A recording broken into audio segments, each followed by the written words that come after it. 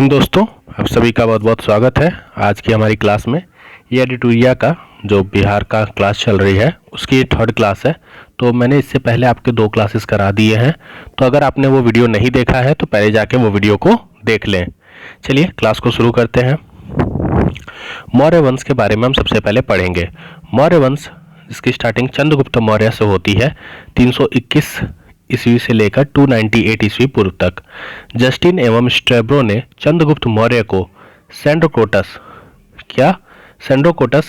कहा, जिसकी पुष्टि विलियम जोन्स ने भी की थी। तो आपसे क्वेश्चन पूछेगा कि सेंड्रोकोटस की उपाधि किसने कही थी या सेंड्रोकोटस नाम चंद्रगुप्त मौर्य को किसने दिया था, तो आप याद रखिएगा ये चीज। आगे बढ़ते हैं। पुलटॉर्क और एरियन ने चंद्रगुप्त मौर्य को एंड्रोकोटस के रूप में चिन्हित किया था। चंद्रगुप्त मौर्य के गुरु चाणक्य थे, जिन्हें कौटिल्य के नाम से भी जाना जाता था। उन्हीं की सहायता से चंद्रगुप्त ने 321 ईस्वी पूर्व में मौर्य वंश की स्थापना की थी। आगे बढ़ते हैं। चंद्रगुप्त मौर्य ने 305 ईस्वी पूर्व में सिकंदर के उत्तराधिकारी सेलुकस निक्टर के साथ युद्ध किया था। युद्ध के पश्चात हुई संधि में चंद्रगुप्त को काबुल, कांधार, मकरान और हेरात का क्षेत्र प्राप्त हुआ। बदले में चंद्रगुप्त ने सेलुकस को 500 हाथी का उपहार में दिया था। यह क्वेश्चन जो है ना पूछा था एसएससी एग्जाम में कि चंद्रगुप्त ने सेलुकस को 500 हाथी का उपहार क्यों दिया था। तो वो संधि हुई थी क्या कि काबुल, कांधार और बखरात ये क्षेत्र प्राप्त हो जाएंगे और वो दे दिया जाएगा। 500 हाथी याद रखिएगा आप। आगे बढ़ते हैं। युद्ध पश्चात चंद्रगुप्त मौर्य का विवाह यूनानी राजकुमारी हेलेन कॉलनिया से, जो सेलुकस की पुत्री थी, उन्हीं से हुआ था। सेलुकस ने चंद्रगुप्त मौर्य के दरबार में राजदूत मेगास्थनीज को भेजा और मेगास्थनीज ने इंडिका की रचना की थी। इंडिका नामक एक बुक की रचना की थी। ये भी इंपॉर्टेंट है, इस चीज को थोड़ा याद रखिएगा। चंद्रगुप्त मौर्य ने साम्राज्य का विस्तार उत्तर में हिंदकुश पर्वत ईरान तक, दक्षिण में कर्नाटका तक, पश्चिम में सौराष्ट्र तक विस्तृत किया था। तो बहुत ही बड़ा अंपायर था चंद्रगुप्त मौर्य का। चंद्रगुप्त मौर्य के शासन के अंतिम वर्षों में मगध के 12 वर्षों का भीषण अकाल पड़ा। चंद्रगुप्त मौर्य अपनी राजगद्दी त्याग कर श्रवणबेलागोला कर्नाटका में चंद्रगिरी पर्वत पर तपस्या करने चले गए। चंद्रगुप्त मौर्य जैन धर्म को मानता था और 298 ईस्वी पूर्व में उसने जैन उपनिवास पद्धति सलेखना द्वारा अपने प्राण त्याग दिए। तो यहाँ पर आपसे एक और क्वेश्चन पूछेगा कि चंद्रगुप्त मौर्य जैन धर्म को मानते थे या फिर वह बौद्ध धर्म को मानते थे। तो आप कंफ्यूज मत होइएगा, चंद्रगुप्त मौर्य जैन धर्म को मानता था और जैन धर्म में जो उपन्यास है सलेखना, उसी के द्वारा उसने अपने प्राण त्याग दिए थे 298 ईस्वी पूर्व में। कहाँ पर? कर्नाटका में। आगे बढ़ते हैं। बिंदुसार के बारे में अब हम पढ़ेंगे। बिंदुसार चंद्रगुप्त मौर्य का उत्तराधिकारी था। उसे अमित्रघात, सिंहसेन आदि के नाम से भी जाना जाता था या दिया गया था। स्ट्रैबो के अनुसार सीरिया के राजा एंटियोकस ने डायमेकस नामक राजदूत को बिंदुसार के दरबार में भेजा था। तो चंद्रगुप्त मौर्य के दरबार में कौन आया था? मेगास्थनीज। और बिंदुसार के दरबार में कौन आया था? डायमेकेस। किसने भेजा था? सीरिया के राजा ने। बिंदुसार के दरबार में मिस्र के राजा टॉलमी फिलोडमस ने डायनोमसियस नामक राजदूत को भेजा था। ये शायद एक सेम चीज रिपीट हो गई है क्या? अच्छा, यहाँ पे सीरिया के राजा है, यहाँ पे वो नाम अलग अलग है। यहाँ पे डायमेकस है, यहाँ पे डायनोसियस है, अंतर है। बिंदुसार ने तक्षशिला में हुए विद्रोह को दबाने के लिए अपने पुत्र अशोक को भेजा था। बिंदुसार आजीवक संप्रदाय का अनुयायी था। अशोक की बात करें, यहां से आपके क्वेश्चन बनते हैं, तो ये थोड़ा सा इंपॉर्टेंट पॉइंट है आपका। बिंदुसार की मृत्यु के 4 वर्षों के बाद अशोक मौर्य वंश की गद्दी पर बैठा। उसके पूर्व वह उज्जैन का राज्यपाल हुआ करता था। पुराणों में अशोक को अशोकवर्धन कहा गया है। मस्की गुजरा के अभिलेख में अशोक कहा गया है। और सिंहल अनुश्रुतियों जो बौद्ध धर्म का ग्रंथ होते हैं उसके अनुसार अशोक ने अपनी 99 भाइयों की हत्या कर गद्दी प्राप्त की थी। हालांकि इन स्रोतों पे पुष्टि नहीं हो पाई है, तो ये चीज़ों को आप छोड़ देते हैं, आगे बढ़ते हैं। ये पूछ देता है कि किस बौद्ध ग्रंथ के अनुसार ये बताया गया है। अशोक ने अपने शासन के 9वें वर्ष में कलिंग युद्ध 261 ईस्वी पूर्व में किया था और कलिंग को मगध में सम्मिलित किया। इसी युद्ध के बाद उसका धर्म परिवर्तन हो गया, मतलब उसका हृदय परिवर्तन हो गया था और उसने फिर धर्म के मार्ग पे वो चलना शुरू कर दिया था। अशोक के 13वें शिलालेख में कलिंग युद्ध का वर्णन है। कलिंग युद्ध के बाद ही अशोक ने बौद्ध धर्म को अपनाया। तो क्वेश्चन पूछा जाता है कि कौन से युद्ध के बाद अशोक ने बौद्ध धर्म को अपनाया। इससे पूर्व वह शैव धर्म को मानता था। दिवादन के अनुसार उपगुप्त ने अशोक को बौद्ध धर्म की दीक्षा दी थी। तो किसने दी थी? उपगुप्त ने।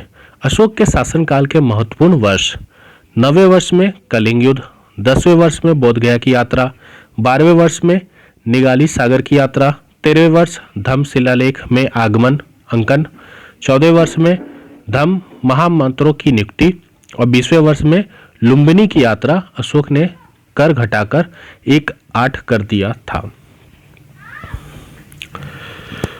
अशोक ने बौद्ध धर्म के प्रचार के लिए अपने पुत्र महेंद्र, पुत्री संघमित्रा को श्रीलंका भेजा था। अशोक ने तीसरी बौद्ध संगति का आयोजन पाटलिपुत्र में करवाया था। तो ये भी इंपॉर्टेंट है। अशोक ने लगभग 37 वर्षों तक शासन किया। उसकी मृत्यु 232 ईस्वी पूर्व में हो गई। अशोक के बाद उसके 10 उत्तराधिकारियों ने शासन किया। ये उत्तराधिकारी कुडाल, बंधुपालित, इंद्रपालित, दोशन, दशरथ ये थे। आपसे पूछेगा नहीं, इन चीज़ों पे उतना ध्यान मत दीजिएगा। अब जो मेन चीज़ है वो अशोक के बारे में है कि अशोक ने कौन सा युद्ध लड़ा, किस चीज़ का धर्म का प्रचार किया उसने, और बौद्ध संगति कहाँ की उसने। तो ये सारी चीज़ें इंपॉर्टेंट है। और मौर्य वंश का अंतिम शासक बृहदत्त था। मौर्य वंश का शासनकाल 137 वर्षों तक गया। ये कोई आगे बढ़ते हैं हम।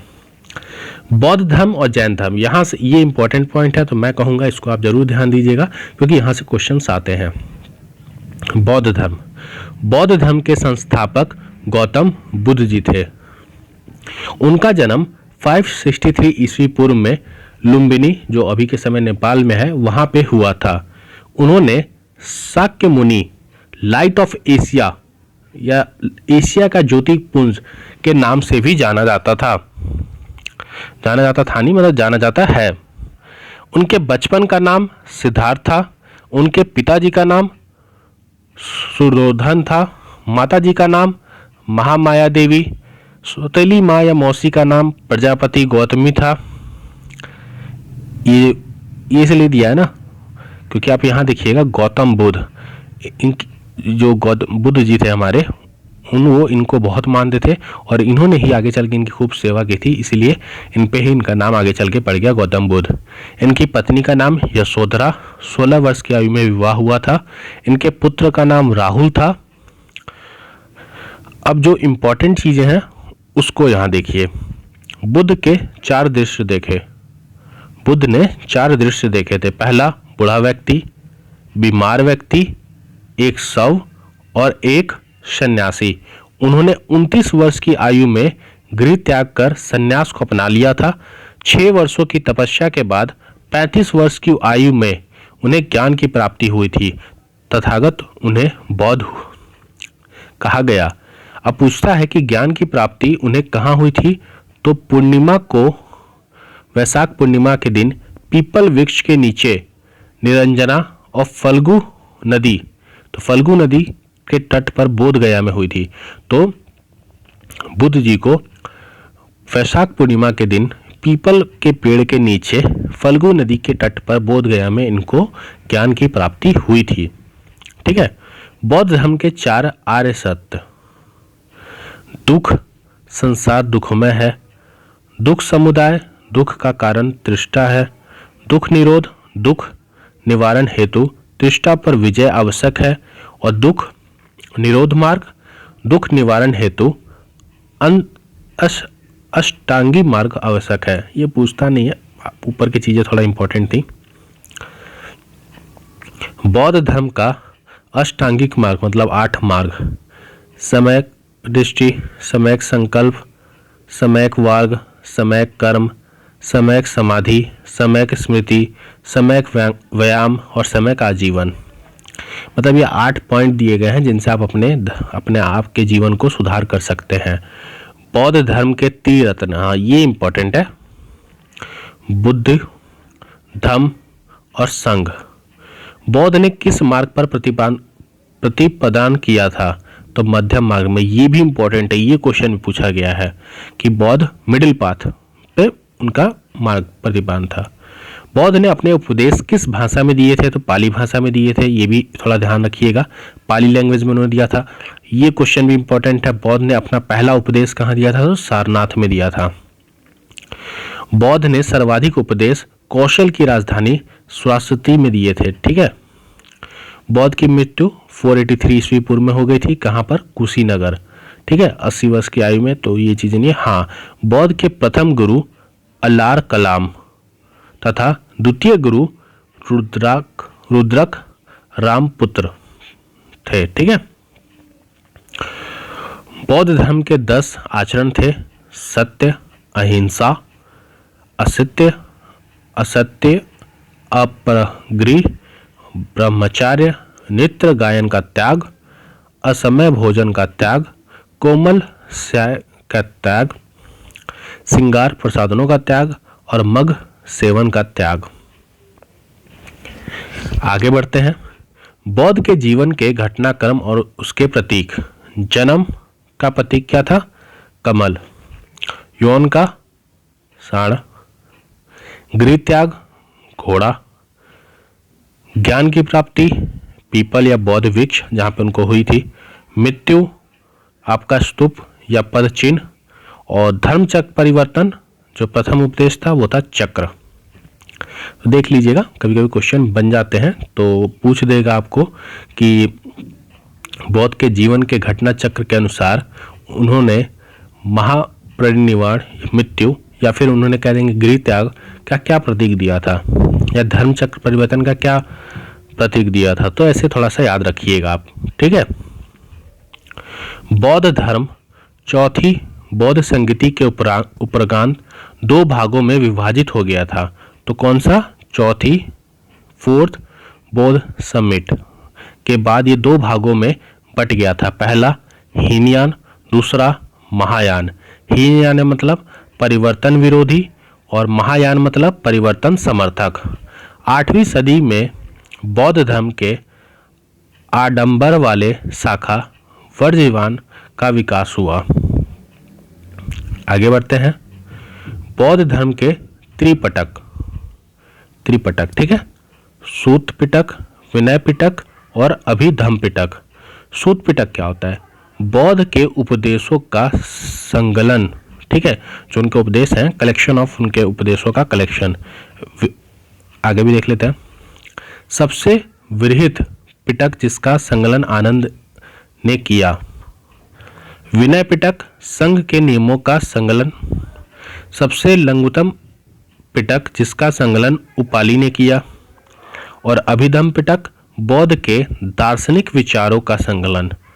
इसका मोंगलीपुत्तम तिसक ने इसका संकलन किया था। देखिए यहाँ पे मैं आपको बताना चाहता हूँ, जो ये त्रिपिटक है ना, इसमें बस इतना याद रखिएगा कि सूत पिटक में उनके उपदेश थे, विनय पिटक में उनके नियम थे और अभिधम्म पिटक में उनके विचारों का संकलन था। ठीक है। बाकी ऐसा कुछ ऐसे क्वेश्चन आते नहीं हैं। तो आप आइए यहाँ पर, जो इम्पोर्टेंट पॉइंट है ये रहा, ये इम्पोर्टेंट है, बौद्ध संगति या बौद्ध सभा। तो पूछेगा कि प्रथम बौद्ध सभा कब हुई थी? तो वर्ष 483 ईस्वी पूर्व में। कहाँ पर? राजगिरी में। शासक कौन था? अजातशत्रु। अध्यक्ष कौन थे? महाकश्यप। क्या विशेषता थी? सूत पिटक, विनय पिटक की रचना इस टाइम पे की गई थी। ये क्वेश्चन पक्का पूछा जाता है। आप 3 चीज तो याद रखिएगा, पहला, दूसरा, तीसरा। पहला राजगिरी, शासक अजातशत्रु, पहला राजगृह शासक अजातशत्रु। दूसरे की बात करें तो 383 ईस्वी पूर्व। तो देखिए यहाँ 483, यहाँ 383, ऐसे ही याद हो जाएगा आपको।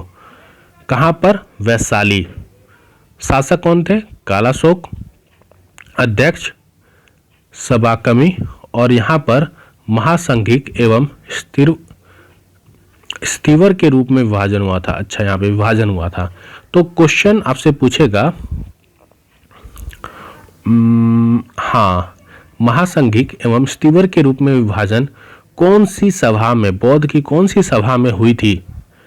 तो द्वितीय। तो आप याद रखिएगा, द्वितीय सभा वैशाली कालाशोक, वैशाली कालाशोक, वैशाली कालाशोक। द्वितीय 383, 383, 483, 383, 483, 383।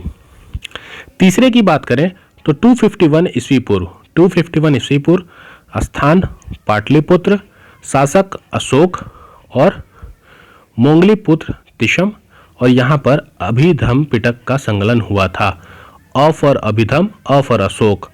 ठीक है, अब देखिए तीसरा पाटलिपुत्र अशोका, प्रथम राजगिरी अजातशत्रु, द्वितीय वैशाली कालाशोक, तृतीय पाटलिपुत्र अशोक। ठीक है, और जो चौथा था ये आपका कश्मीर में हुआ था चौथा, और कनिक्स, क फॉर कश्मीर, क फॉर कनिक्स, क फॉर कश्मीर, क फॉर कनिक्स। तो ऐसे आप याद रख लिएगा। यहाँ पर महायान हीनयान का विभाजन हुआ था और अश्वघोष ने इसको किया था, अध्यक्ष थे। तो क्वेश्चन देखिए, क्वेश्चन ये वाला थोड़ा सा बनता है, फोर्थ वाला, कि महायान और हीनयान में जो विभाजन हुआ था वह उस बौद्ध सभा के अध्यक्ष या शासक कौन थे? तो कनिक्स थे, कश्मीर, कनिक्स कश्मीर, याद रखिएगा। क्वेश्चन यहाँ से आता है, इसलिए मैंने इस चीज़ को बहुत बार रिपीट किया। बौद्ध धर्म का परम लक्ष्य निर्वाण की प्राप्ति है। बौद्ध धर्म का परम लक्ष्य निर्वाण की प्राप्ति है, और बौद्ध के पुनर्जन्म की कथा जातक कथा में मिलती है। किसमें? जातक कथा में। चैत्य बौद्ध धर्म का पूजा घर, स्तूप बौद्ध धर्म के पवित्र अवशेषों का संग्रहण है, और विहार बौद्ध भिक्षुओं का निवास स्थान है। विहार, बिहार, विहार, बिहार। तो जैन धर्म का आई होप आपको समझ आया होगा, और आज की क्लास में हम इतना ही रखते हैं। जो नेक्स्ट क्लास होगी हमारी, उसमें मैं आपको जैन धर्म के बारे में पूरी चीज़ों को अच्छे से डिटेल में क्लियर करेंगे। आपको वीडियो अच्छा लग रहा है तो लाइक शेयर सब्सक्राइब करें, और कमेंट भी कर सकते हैं जो चीज़ें आपको अच्छी नहीं लगती हैं। कोई सजेशन हो तो आप मुझे बता दीजिएगा। जय हिंद।